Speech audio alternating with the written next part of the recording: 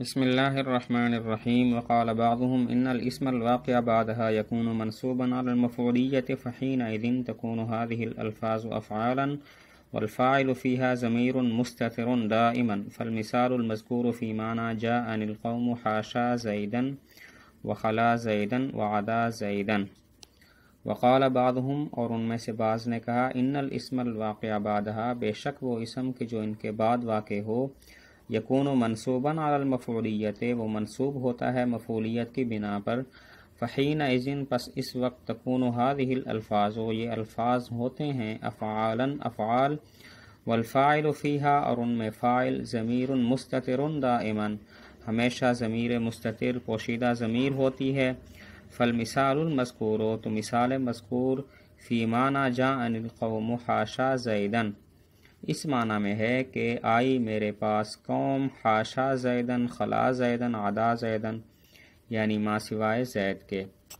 اس کا مطلب یہ ہے کہ بعض حضرات فرماتے ہیں کہ حاشا، خلا اور عدا کے بعد جو اسم واقع ہو وہ مجرور نہیں ہوتا بلکہ مفعولیت کی بنا پر منصوب ہوتا ہے۔ تو اگر ان کی بات مان لیں تو اس وقت حاشا، عدا اور خلا جو ہیں وہ افعال ہوں گے، یہ حروف نہیں ہوں گے، اور ان میں ہمیشہ ایک ضمیر، پوشیدہ ضمیر مستتر جو ہے وہ فاعل ہوا کرے گی۔ تو جان القوم حاشا زیدن یا خلا زیدن یا عدا زیدن کا معنی ان لوگوں کے مذہب کے مطابق پھر یہ ہوگا جاءن القوم حاشا زیدن، جاءن القوم خلا زیدن، عدا زیدن۔ تو یہاں پر حاشا اور خلا اور عدا یہ افعال ہیں،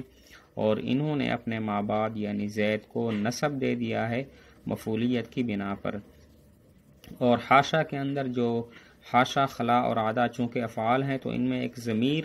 ان کی فاعل ہوگی، اور وہ ضمیر مستتر ہوگی، اور وہ راجع ہوگی مجیعت کی طرف۔ جاءن القوم میں جو مجیعت مفہوم ہو رہی ہے، آنے والا جو لفظ مفہوم ہو رہا ہے، اس کی طرف یہ ضمیر راجع ہوگی۔ ترکیب ہوگی قالا فعل، بعض و مضاف، ہم مضاف الیہ، مضاف مضاف الیہ مل کر فاعل قالا کا، قالا فعل اپنے فاعل سے مل کر یہ قول ہوا۔ ان حرف از حروف مشبہ بالفعل، الاسم موصوف، الواقع اسم فاعل، بعد مضاف، ہاں مضاف الیہ، مضاف مضاف الیہ مل کر مفعول، فی ہوا الواقع کا، الواقع مفعول اپنے مفعول فی سے مل کر یہ صفت ہے الاسم کی، الاسم موصوف اپنی صفت سے مل کر یہ انا کا اسم ہو گیا۔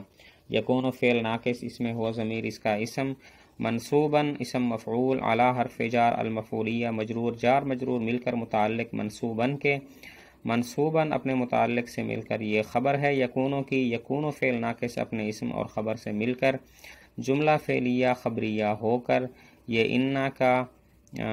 انا کی خبر ہو گیا، اور انا اپنے اسم اور خبر سے مل کر جملہ اسمیہ خبریہ ہو کر مقولہ ہے، قول مقولہ مل کر یہ جملہ فعلیہ ہوا۔ فحین ایذن تکون هذه الالفاظ افعالا، فحین ایذن اصل میں ہے حین اذ نصب الاسم الواقع بعدها، حین ایذن اصل میں اس کی تقدیری عبارت ہے حین اذ نصب الاسم الواقع بعدها، معنی کہ جب وہ اسم کہ جو ان کے بعد واقع ہو اس کو نسب دے دیا جائے۔ تو پہلے اس کی ترکیب کرتے ہیں، حین مبدل من ہو، اس بدل مبدل من ہو اور بدل مل کر یہ مضاف ہے، اور نصبہ فعل مجہول، الاسم موصوف، الواقع اسم فاعل، اور بعد مضاف، ہاں مضاف الیہ، مضاف مضاف الیہ مل کر یہ مفعول فی ہوا الواقع کا، الواقع اسم فاعل اپنے مفعول فی سے مل کر یہ صفت ہے الاسم کی، الاسم اپنے صفت سے مل کر یہ نائب فاعل ہے نصبہ کا، اور نصبہ فعل مجہول اپنے نائب فاعل سے مل کر جملہ فعلیہ خبریہ ہو کر یہ مضاف الیہ ہے حین اذ کا۔ تو مضاف اور مضاف الیہ یہ دونوں مل کر خبر مقدم ہیں تکونوں کی، خبر مقدم ہے، مفعول فی ہے تکونوں کا، یہ حین اذ مضاف اپنے مضاف الیہ سے مل کر یہ مفعول فی ہے تکونوں کا، مفعول فی مقدم۔ آگے تکون فعل ناقص، ہادی اس میں اشارہ، الالفاظ مشار الیہ، اس میں اشارہ مشار الیہ مل کر یہ تکونوں کا اسم، افعالاً تکونوں کی خبر،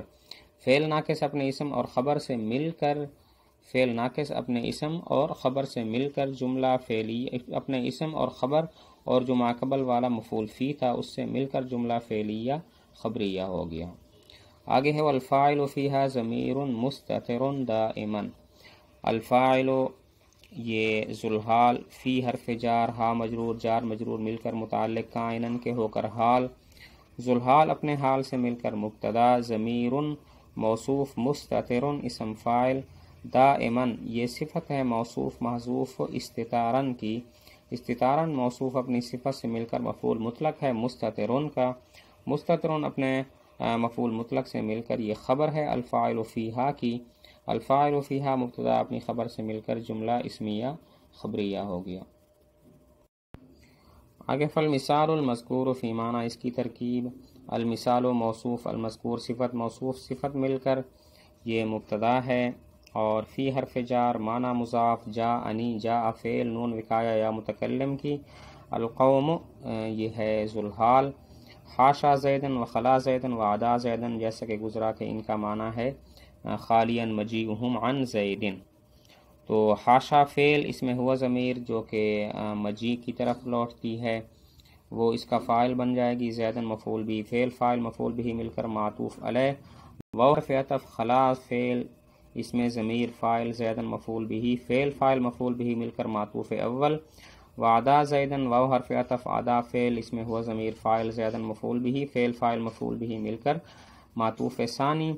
تو معطوف علیہ اپنے دونوں معطوفوں سے مل کر مضاف الیہ ہوا معنی کا، معنی مضاف اپنے مضاف الیہ سے مل کر مجرور ہوا فی کا، فی